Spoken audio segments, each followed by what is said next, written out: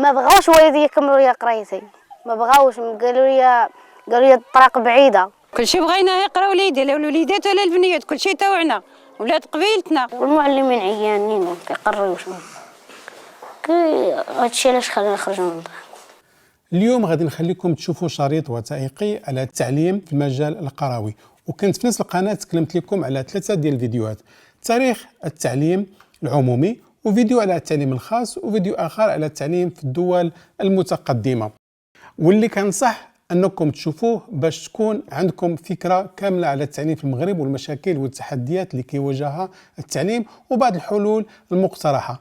لكن اليوم وكيف ما شفتوا كاين اطفال اللي باغيين يقراو، واللي هذا حق من حقوق الاطفال واللي هو الحصول على التعليم. لكن هنا كنشوفوا اجيال اللي كتخرج من المدرسه سواء في المدن او القرى، واللي كيتسمى بالتسريب او الهدر المدرسي، مجموعه من الامور اللي كتخلي الاطفال يغادروا المدارس. وهنا كاين ظروف اللي كتمنع هاد الاطفال انهم يكملوا الدراسه ديالهم، واللي في هذا الشريط الوثائقي غادي يوضح لكم جزء بسيط من هذا الواقع اللي كيعيشوه الالاف الاطفال خصوصا في المجال القروي. نشجعك انك تشوف الشريط من الاول للاخير، واللي عجبك المحتوى ما تنساش دير لايك وشير باش يوصل صوت الاطفال للكل. نخليكم مع الشريط الوثائقي واللي قمنا بتصويره في احد القرى برحمنا بالمغرب.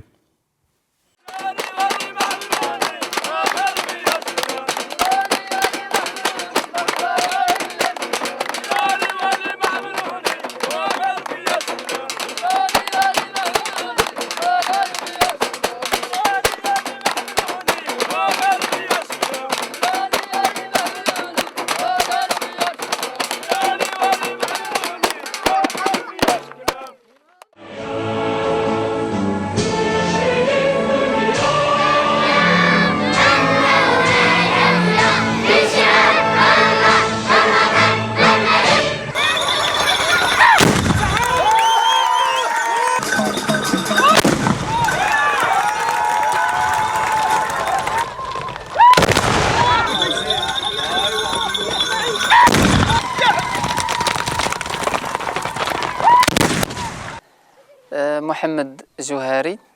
لأن الرحامنة هي كتقسم ل3 أقسام: كاين الرحامنة الشمالية والرحامنة الوسطى والرحامنة الجنوبية. هناك مركزية داخل هذه الدائرة هذه. هذه المؤسسة هذه كاينة في الدوار، اختارينا تكون في الدوار الوسطاني لأن كاين هذا الدوار عندنا حنايا، وكاين الدوار اللي تابعه، وكاين دوار آخر من بعده. إذن ارتأينا تكون في الوسط. علاش؟ باش نكونوا قرابين لا بالنسبه لهذاك الدوار اللي كيجي من بعد هذا الدوار اللي فيه المؤسسه، ولا بالنسبه لهذا الدوار اللي حنا فيه هنايا، باش نقربوا شويه المسافه، لان الوليدات كيمشيو على رجليهم.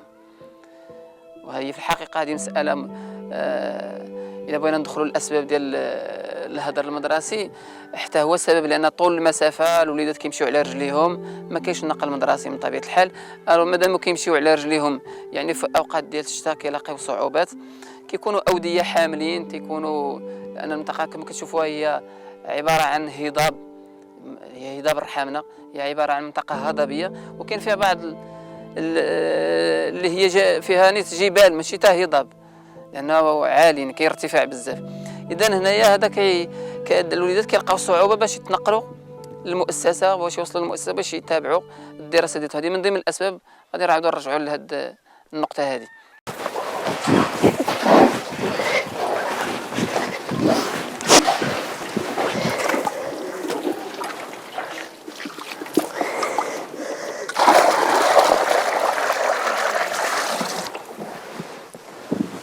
أنا الاسم ديالي إيمان الرشيد، كنت كنقرا في خارجة من الخامس. الطريق بعيد علينا، والوالدين مكانش كيخليونا نمشيو نقراو تمانية. درك أنايا عندنا كنقراو في جمعية محاربة الأمية. سميتني فاطمة الزهراء رشيدي، السن ديالي 16 سنة. كنت كنقرا في المدرسة ديال هنايا لتحت عندنا في قريبه للدوار، وما بقاش ما ساعدونيش، ما بقاش كنقرا فيها. خرجت مع شي 4 سنين هذه، وبقيت كنقرا في الجامعه ديال حربة الأمية. ودابا كنسير لحربة الأمية نقرا، نستافد شي حاجه من حربة الأمية، وكنطلع للدار بالمنزل ودابا باغا نقرا، خاصني نقرا. هنا مشكل كيتطرح، البنات ما كيكملوش الدراسه ديالتهم هنايا. ثاني كاينه مجموعه اسباب، ومن ضمنها واهمها هو كاينه تقاليد داخل المنطقه هنايا. يعني الاب هنايا كتجيه عيب يصيفط بنته تقرا على برا، لان ما عندهاش فين غتجلس. مهم مازال ما مستوعبش هو هذيك الفكره ديال الداخليه، مثلا في حال كاع الا كانت داخليه ولا شي حاجه مازال ما هضمهاش كيديرها الداخليه. وانا بنتي تخرج تمشي تمايا ما غاديش تبقى تحت السيطره ديالتي. يعني كاينه تقاليد هنا كتخلي الاباء ما يخليوش البنيات ديالهم يكملوا تمدرس، مع العلم ان كاينه عناصر زعما يعني ممكن تمشي بعيد، ولكن نتيجه هذا السبب واسباب اخرى كيتحرموا من هذاك ما كيكملوش هذيك الدراسه ديالتهم. كلشي بغينا يقرا وليدي، لا الوليدات ولا البنيات، كلشي تاوعنا ولاد قبيلتنا، وبغينا اللي مرباح لا هما ولا لوليداتنا ولا هذاك الطفل. الله يرضي عليكم. ما بغاوش والدي يكملوا لي قرايتي، ما بغاوش، قالوا لي الطريق بعيده وما تكمليش قرايتك، وانا ما سخاش نكمل قرايتي ونقرا واني جاتني الطريق بعيده وما بغاش يخلوني والدي. احنا هنا كجمعيه حاولنا نحتضنوا هاد الابناء هادو اللي هما فيهم بنات وفيهم وليدات بالاخص، ولكن البنات اكثر. احنا كجمعيه بامكانياتنا المتواضعه شديناهم وحاولنا ننظموا لهم اقسام. دابا عندنا 3 الاقسام، وحاولنا نكملوا لهم هذاك التكوين ديالهم. المهم نحاولوا نوعيوهم شويه، نحاولوا يفهموا شي شويه، يكملوا. المهم غيكملوا ديك الدراسه ديالهم، ولكن كيف قلنا ماشي بداك الشكل الرسمي، يعني كاقسام ولا راه كمستويات راه غتدخل الاعدادي، لا، ولكن المهم كمحاربه الاميه باش نحاربوا هذيك الاميه ديالتهم والسلام. هذا هو الاهم من هذا العمل ديالنا احنا كجمعيه. الحسين جندر، استاذ التعليم الابتدائي. بالنسبه للهدر المدرسي كيرتكز عده عوامل هي السبب ديالو. منها اولا الفقر هو اللي كيجعل الاباء باش ما يقدروش يسايروا داك التعليم اللي هو المتطلبات اللي كتطلبوا فيه. مثلا المناهج كثيره، مثلا بعد الدري كيوصل للاعدادي ما كيلقاش فين يستقر. مثلا البنت عندنا حالات اجتماعيه، لان البنت ما خصهاش تغادر الدار ديالهم، تبعد من الدار ديالهم. في حالة الا هي بعدت ما كيحسبها عند نفسه بان راه ما كتبقاش بنته، بان راه خرجت من تحت السيطره ديالو. هذا هو العامل الوحيد اللي كيجعل البنت ما تتابعش الدراسه ديالها. وفي حالات الاولاد باش ما كينقاطعوا على الدراسه، مثلا بعدين ينتقلوا من الابتدائي للاعدادي، الابن ديالو كيبقى يتلاوط به، مثلا دار الطالب ما كيلقاهاش، الداخليه ما كيلقاهاش، شحال ديال العوامل ما كتوفرش ليه. هذا هو السبب الرئيسي اللي كاين الاباء ما كيستطيعوش يسيروا مع اولادهم تما كاين فيه. وثاني البرامج اللي كتكون مثقله عليهم، و ما يقدرش الاب يلبي المتطلبات ديال الولد ديالو. هذا واحد من اسمه. وثانيا التشغيل. مثلا نعطيك مثال، حالات كاين الاباء اللي هما ضربوا مجهود كبير، داروا مجهود كبير مع اولادهم حتى حصلوا على شواهد عليا، ومن هذيك الشواهد العليا ما خولتش لهم باش يخدموا، رجعوا لديورهم وعادوا عالة على عائلتهم. فاش هما يعودوا يساعدوا عائلتهم هما عادوا عالة على عائلتهم. اذا الاب فاش كان هو مصر ومجيد مع ولده الاول، ديك الباقي الابناء ديالهم تخلى عليهم، لان عاد كيقول بان ولده الاول راه ضرب معاه تماره وراه صير عليه وراه دار وراه فعل، حتى وصلوا مثلا كيقول هو الليسانس الاجازه، ولدي عنده ليسانس وراه قاعد. اذا والاخر اش غندير به انا كاع؟ بعد هو غادي نخسر نصير عليه وندير، اللهم نخدمه ونهار يكبر هذاك بعد عنده الاجازه. لا قلت لي تعالى غير عاوني مثلا في الحصاد ولا في الفلاحه ما يقدرش، ما تلاقيش وما تلاقيش يرضى بهذه الخدمه ديالي انا. وفاش الولد الاخر الصغير تا نوصلوا عليه يولي غير مريح، اللهم نخليه تا هو يمشي يعاونني في الحاقل ويعاونني في كل شيء. انا سميتني جمال، كنقرا هنا في الدوار، قرايت هنايا وتحولت لبنكرير، وما ساعدنيش الوقت وبقيت ما قريتش مزيان. الوالدين ديالي ما عاونونيش، جيت هنايا باش نعاونهم شويه. بديت كنخلط لهم البهايم العالف، وليت كنورد كنسرح، كنوض مع الصباح بكري كنخرج نسرح وكنجي كنقابل البهايم. ودابا بقى فيا الحال، دابا ما خرجت حتى جيت هنايا راه بقى فيا الحال، حيت كنشوف شي الناس كيقراو فرونسي هادي وانا ما قارينش، وبقى فيا الحال دابا حيت ما كملتش قرايه عندي.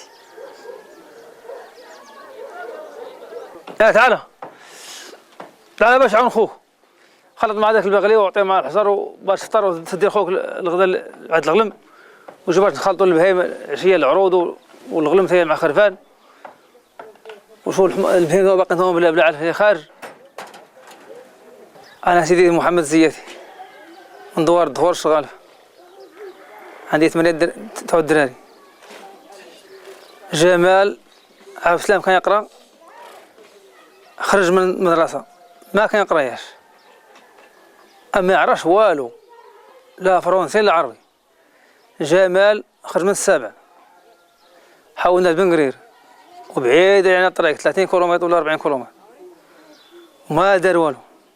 اليوم جاء كيعاوننا على شي بهيمات ولا الدار ولا ايوا هذا اللي عطى الله هذا.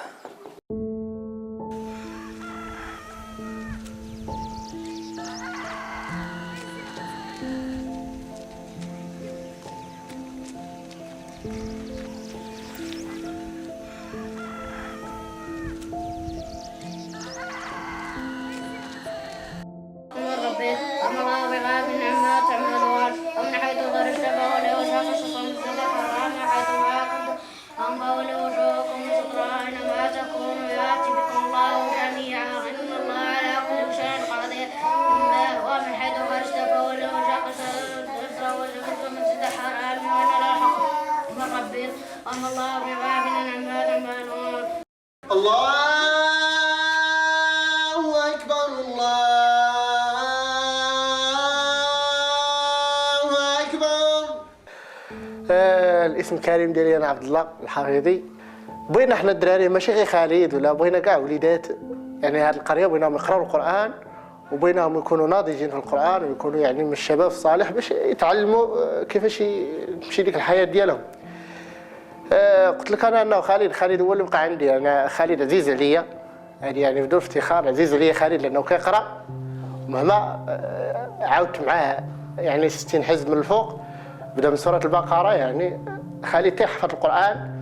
وكاين واحد الدري تا هو داخل نور الدين وكاينين كاع دوك الدريريين الحمد لله بغيتهم انا يقراو القران وعزاز عليا.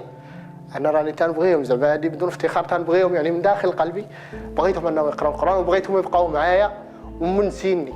سميتي خالد الحفيظي، الوالد سميتو العربي، وتعدي 3 الخوت. كنت نقرا في المدرسه، خرجت من الرابع حيت فضلت الجامعه على المدرسه ونولي عندي نولي فقيه ودرت انا مستقبل. وما بغيتش نقرا في المدرسه حيت المعلمين كانوا كيقريونا نهار يغبوا علينا السيمانه. هادشي علاش خلاني انا نخرج من المدرسه. المعاناه اللي كيعاني الاستاذ ما كيعرفها الا الله.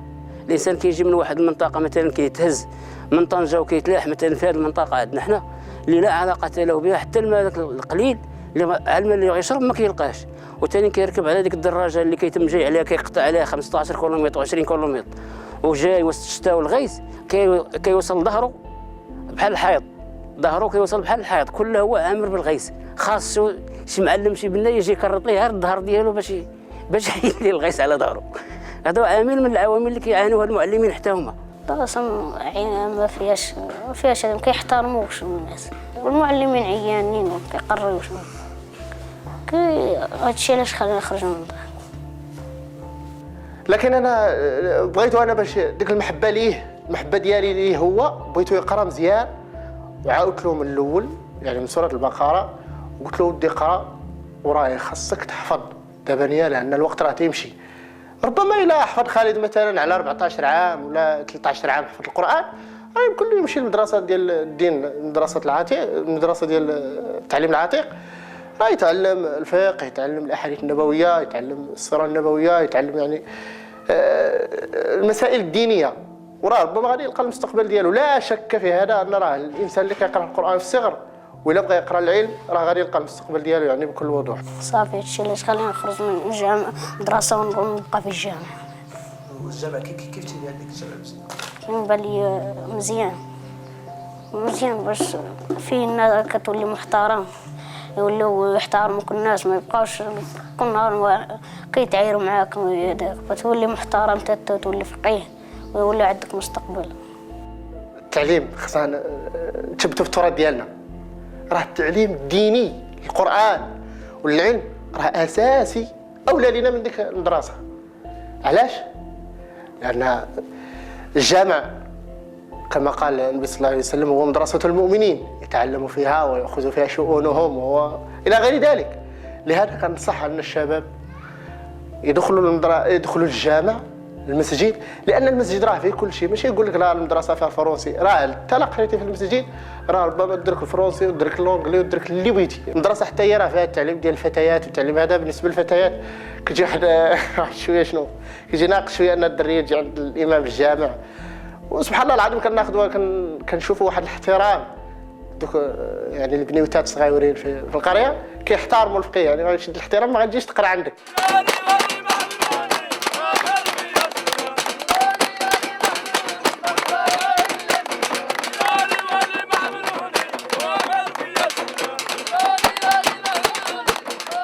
نتمنى انك تكون شفتي الشريط من الاول للاخير وتكونت عندك بعض الافكار او ممكن تعاطفتي مع البعض. نتمنى يكون عندك راي في الموضوع، ونشجعك انك تكتب في التعليق باش تعم الفائده، وما تنساش تعمل الاشتراك وتفعيل الجرس وتشارك المحتوى مع الاخرين. ونشوفكم في الاسبوع الجاي في نفس القناه واللي هي كلام زين.